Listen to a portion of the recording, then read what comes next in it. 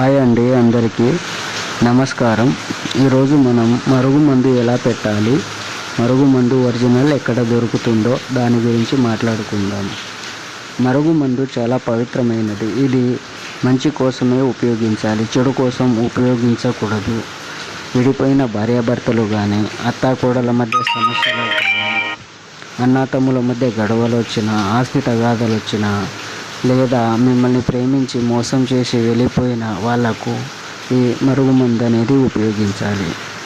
First వచ్చేసి powder ఎలా ఉపయోగించాలంటే, మనం తిని తాగే వస్తువుల్లో అంటే chicken, mutton, coffee, tea, cool drink, juice, sweet దేంట్లో అయినా ఒక్కసారి ఉపయోగిస్తే చాలు.